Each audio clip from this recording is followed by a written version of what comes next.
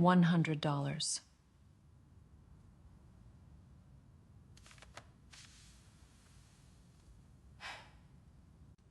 What is that? Your future. You're joking. I'm not. Who is he? His name is Kang Min-jae. And why is he here? Because he agreed to take you. Take me where? Anywhere. I don't care. You brought a stranger here to take me away? You've been a burden long enough. A burden? I'm your husband's daughter. Your father is dead. He left this family with enough problems. Where is my inheritance? You have no inheritance. That's a lie. Call the lawyer if you want. I did. He told me there were accounts. There were. What happened to them? They're gone. You stole my father's money. Be careful. You stole everything. Everything your father owned became my responsibility after his death. You knew about this? No. He gets the money. You go with him. Everybody wins. You're selling me. Yes. I said I don't want it. Even after she paid you. I told you I didn't buy you. Something inside Sophia cracked. She had spent months hearing that she was difficult, ungrateful, useless, and expensive to keep.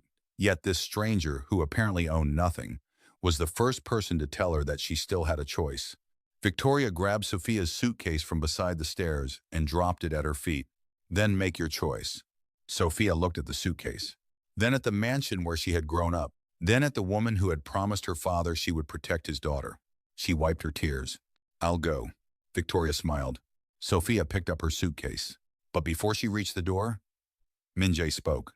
You don't have to thank me. Sophia looked back. I wasn't going to. For the first time, the corner of his mouth lifted. Good. They stepped outside together. Sophia didn't know where she was going. She didn't know why a homeless stranger had agreed to shelter her.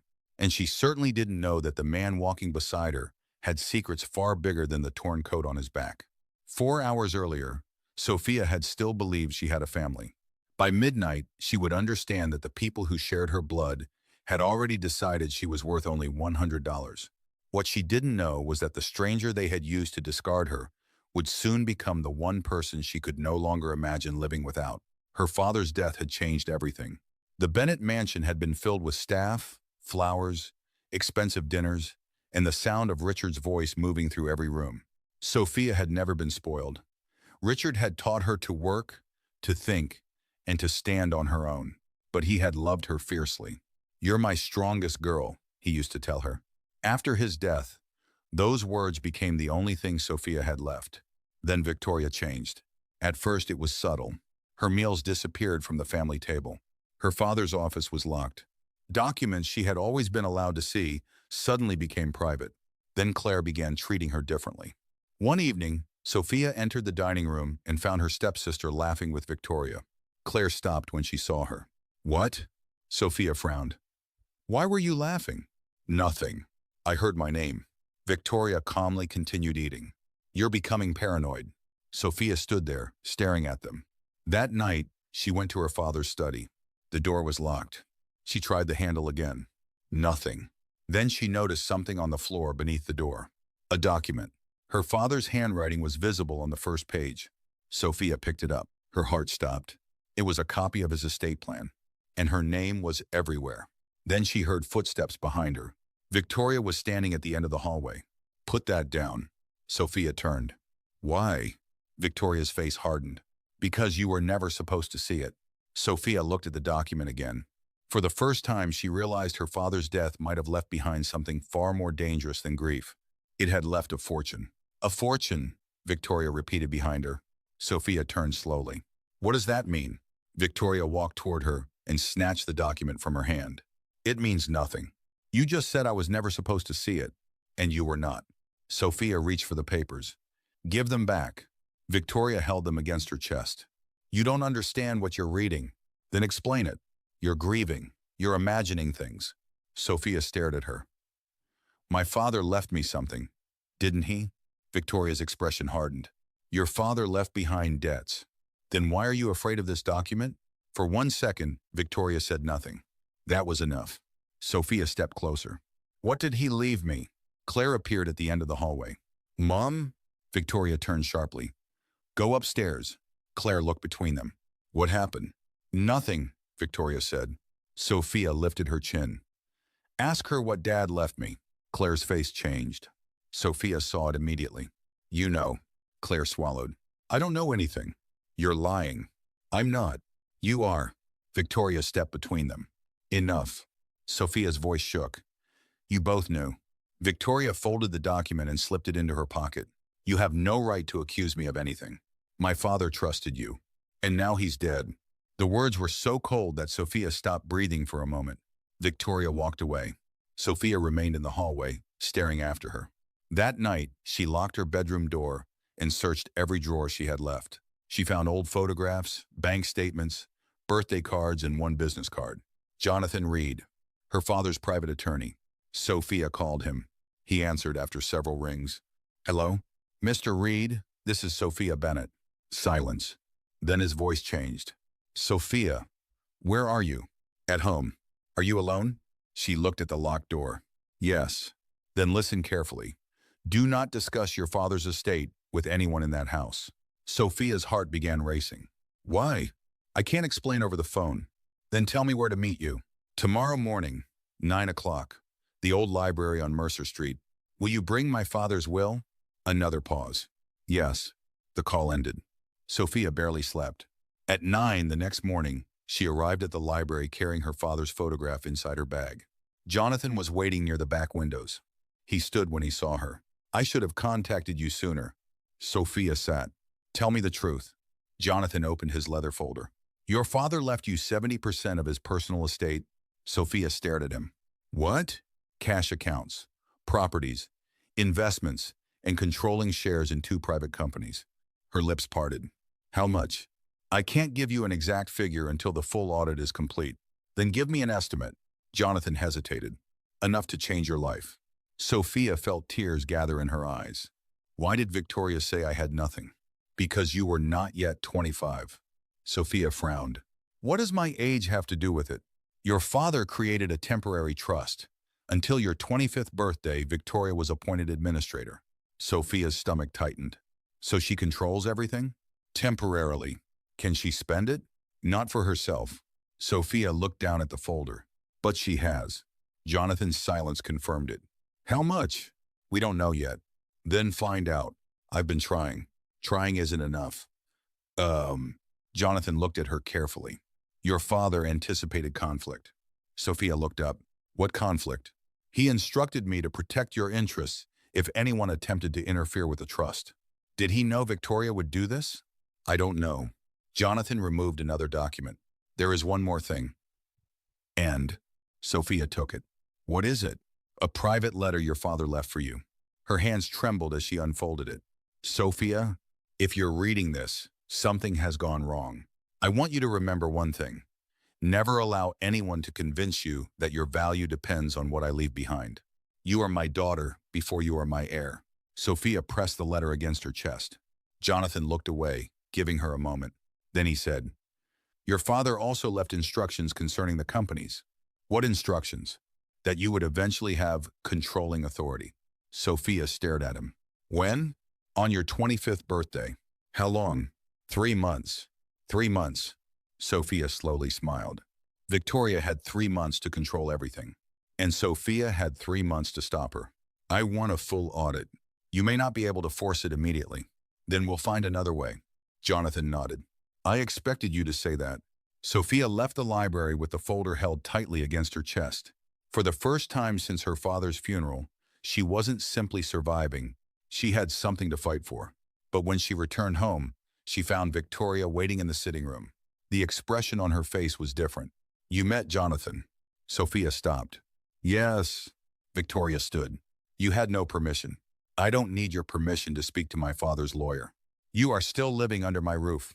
Not for much longer. Victoria's eyes narrowed. What did he tell you? Sophia smiled faintly. Enough. Enough for what? To know you lied. Claire was sitting on the sofa. She looked frightened. Victoria stepped closer. Your father left you nothing you can control. 3 months. Victoria froze. Sophia continued. In 3 months, I turned 25. Victoria's face went pale. You don't understand what you're doing. I understand exactly what I'm doing. You think money will save you? No. Sophia looked directly into her eyes. The truth will. Victoria slapped her. The sound echoed through the room. Sophia's cheek burned. Claire gasped. Mom! Victoria immediately realized what she had done. Sophia touched her cheek. Then she laughed quietly. You just made this easier. What are you talking about? I have witnesses now. Victoria's face tightened. Get out. Sophia stared at her. What? You heard me. Get out of my house. Our house, Sophia said. Victoria pointed toward the door. Sophia picked up her suitcase, finally understanding that the mansion had never truly been home.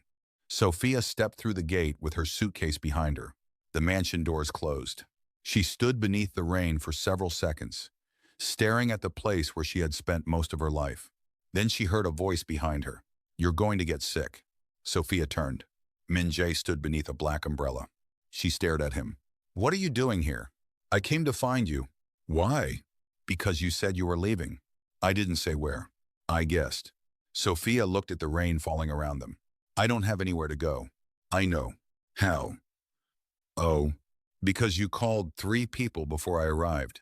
Sophia's eyes widened. You were watching me? No. He pointed toward the phone in her hand. You called them from the same number I have. Sophia looked down. She had forgotten. A tired laugh escaped her. I'm a mess. Min Jae stepped closer. Come with me. She hesitated. To your apartment? Yes. Sophia looked back at the mansion. I don't want to owe you anything. You don't. I mean it. So do I. He held the umbrella over her suitcase. You can stay until you find somewhere else. Sophia studied him. Why? Min Jae's expression softened. Because I know what it feels like to have nowhere to go. She looked at him carefully. There was something in the way he said it that made her wonder whether his story was more complicated than he admitted. But she was too exhausted to ask. She picked up her suitcase. Fine. They walked through the rain together. For the first time that night, Sophia felt something other than anger. She felt safe. Min Jae's apartment was small, but it was warm. Sophia stepped inside and looked around. This is where you live? Yes. She placed her suitcase down. You really are homeless? Min Jae looked at her. Sometimes. Sophia frowned. What does that mean? It means I haven't had a permanent home for a long time. She didn't understand, but she didn't press. Min Jae opened the refrigerator. Are you hungry? No. Her stomach growled. He looked at her. She sighed. Fine. He smiled. Sit down. He made noodles with eggs and vegetables. It was simple. Nothing Sophia had eaten in the mansion could compare to the comfort she felt sitting across from him. Halfway through the meal, she whispered, Thank you. You said you weren't going to thank me. I changed my mind. He smiled. Then you're welcome. Sophia laughed softly. It was the first time she had laughed in days. The next morning, she woke to sunlight entering through the curtains. For a moment, she forgot everything. Then she remembered. Her father, Victoria, the inheritance, the slap. She sat up. On the small table beside her was a note. I went to look for work. Eat breakfast. Min Jae. Sophia stared at the note. A man who supposedly had almost nothing had still thought about whether she would eat. She folded the paper carefully and placed it inside her bag. Over the next few weeks, Sophia began rebuilding her life. She found work at a small cafe near the train station. The salary wasn't much, but she was proud of earning it. When she came home, after her first shift, Min Jae was waiting. How was it? Terrible. He laughed.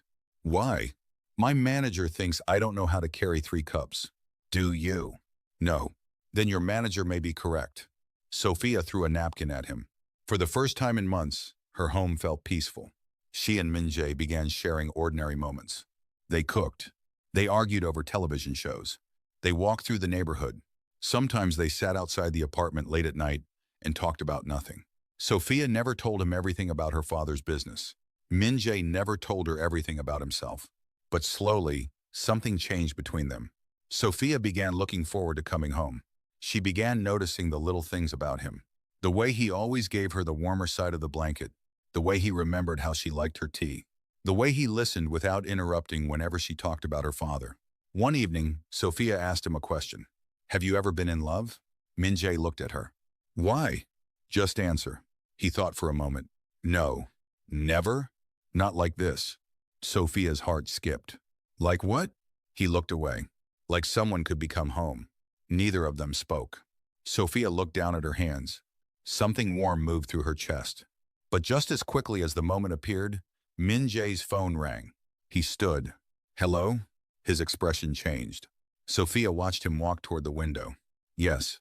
A pause. No. I'm not coming back. Another pause. I said no. His voice was suddenly firm. Tell the board they can wait. Sophia frowned. Bored? She waited until he ended the call. Who was that? Nobody. She stared at him. You always say that because it's complicated. Then explain it. Minya sighed. It's an old business matter. Sophia laughed. You're a businessman? Something like that. What kind of business? Investment. She studied him. You don't look like an investor. Duh. He smiled. That may be the point. Sophia didn't laugh. Something about the answer bothered her. A few days later, she saw the first real clue. They were walking home when a black luxury sedan stopped across the street. A sharply dressed man stepped out. He looked directly at Min Jae. Then he bowed. Mr. Kang. Sophia stopped walking. Min Jae's expression became cold. What are you doing here? I was sent to bring you back. I told them I'm not returning. Sir, the board is becoming impatient. Sophia looked between them. Bored? The man noticed her. His eyes widened. Min Jae immediately stepped between them. Leave. But, sir, now. The man bowed again and returned to the vehicle. The car disappeared. Sophia turned to Min Jae. Who was that? No one you need to worry about. He called you Mr. Kang. You heard wrong. I didn't. Min Jae looked away. Sophia folded her arms. You're lying to me. I'm protecting you. From what? He didn't answer. That night, Sophia couldn't sleep. She kept thinking about the car, the expensive suit, the word bored, and the way the man had bowed. The next morning, she found Min Jae asleep at the table. His phone was beside him. The screen lit up. Sophia saw a message before she could look away. CEO, the board meeting begins at 10. Her heart stopped. CEO? She stared at the screen. Then Min Jae opened his eyes. Their gazes met. He immediately picked up the phone. What did you see? Sophia stood slowly. Who are you? He said nothing. Min Jae, who are you? I can explain. Then explain. N. He looked at her with an expression she had never seen before. Fear. Not fear of her. Fear of what would happen if she discovered the truth. Sophia's voice trembled. Are you really who you say you are? Min Jae looked down. No. Sophia's heart sank. He wasn't the man she thought he was. And for the first time since she had walked out of Victoria's mansion, Sophia wondered whether she had escaped one lie only to step directly into another. Min Jae looked down. No. Sophia stared at him. The words seemed to empty the room. Then who are you? He opened his mouth, but no answer came. Sophia stepped backward. All this time, you knew I was asking questions, and you kept lying. I wasn't trying to hurt you, but you did. I was afraid. Of what? That you would see me differently. Sophia laughed through her tears. You should have trusted me enough to tell me the truth. I wanted to. When? Soon. You've been saying that for weeks. Min Jae lowered his eyes. Sophia picked up her bag. Where are you going? I don't know. You can stay? She stopped. I don't know who you are anymore. He moved toward her. My name is Kang Min-ya. That isn't enough. It is my real name. Then why does everyone treat you like you're someone else? Min Jae finally sat down. Because I am someone else to them. Sophia waited. He took a slow breath. My family owns Hanseong Group. Sophia froze. The Hanseong Group? Yes. Her mind raced. She had seen that name on television. Investments, hotels, technology, construction, banks, a corporate empire worth billions. You're the CEO? Min Jae nodded. Sophia stared at him. You're a billionaire. I have money. That isn't an answer. Yes. Silence filled the room. Sophia looked at the tiny apartment. The bed, the clothes, the way you lived, all of it was real. Why? Because I wanted one place where nobody knew who I was. He told her about the years he had spent surrounded by people who wanted something from him. Business partners wanted contracts, women wanted status, relatives wanted influence, friends wanted access. So I disappeared, he said. I left my house, stopped using my security team, and lived like an ordinary man. And then you met me. Yes. You knew my family? No. You knew who I was? No. Sophia's anger weakened. So when you helped me? I didn't know you were Richard Bennett's daughter. She looked at him. Would you have helped me if you knew? Yes. Why? Because I would have helped anyone in your situation. Sophia's eyes filled again. But I loved you before I knew. Min-jae looked at her. She continued, that's what makes this hurt. He walked closer. I never wanted you to love my money. I didn't. I know. That's the problem. He gently took her hand. I am sorry. Sophia looked down at their hands. I need time. I'll give you all the time you need. She didn't leave. That night, they barely spoke. But the next morning, Sophia found something outside the apartment. A black car, 2 security officers, and Daniel Park standing beside them. He bowed. Mrs. Bennett. Sophia frowned. Don't call me that. Daniel smiled. Mr. Kang asked me to make sure you're safe. Tell him I can protect myself. Daniel nodded. I'll tell him. Sophia almost smiled. For the first time, she realized the man she knew as Min-jae had never needed her money, her father's connections, or anything she could give him. He had simply wanted her. A few months later, Sophia and Min-jae married quietly. She chose a simple white dress, while he wore the same calm smile he had worn the night he first offered her shelter. When the ceremony ended, he whispered, You still chose me when you thought I had nothing. Sophia squeezed his hand. You chose me when I had nothing. For both of them, that was the only wealth that mattered. Neither of them would ever forget that first night. Victoria and Claire had not been doing well.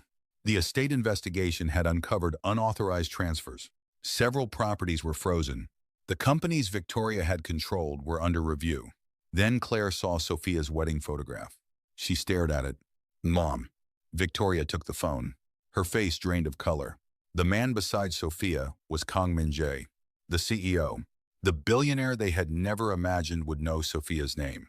We have to see her, Victoria whispered. Claire nodded. They came to Sophia's new home 3 weeks later. Sophia opened the door. Victoria's eyes filled with tears. Can we talk?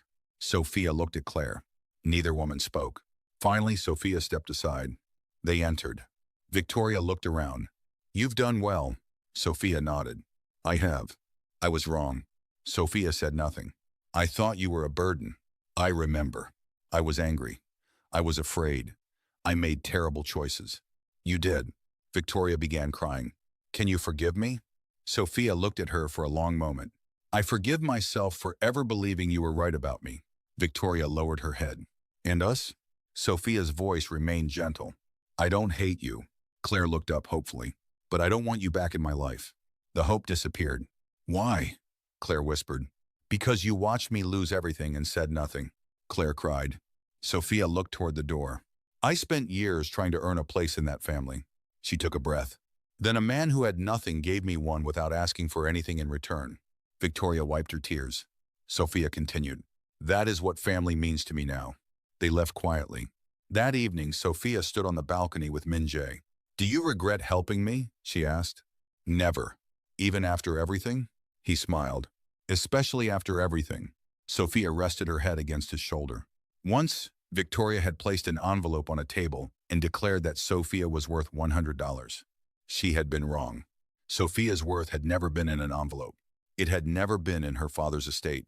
It had never been in Min-jae's fortune. It had always been there. She simply needed someone kind enough to see it. And the homeless man everyone had dismissed had become the husband who loved her when she had nothing left to offer. If this story touched you, don't leave without supporting the channel. Like this video, subscribe for more emotional stories, and tell us in the comments, would you have forgiven Sophia's family, or would you have walked away forever? Because sometimes the greatest revenge isn't making the people who hurt you suffer. Sometimes it's finding a home they can never take away from you.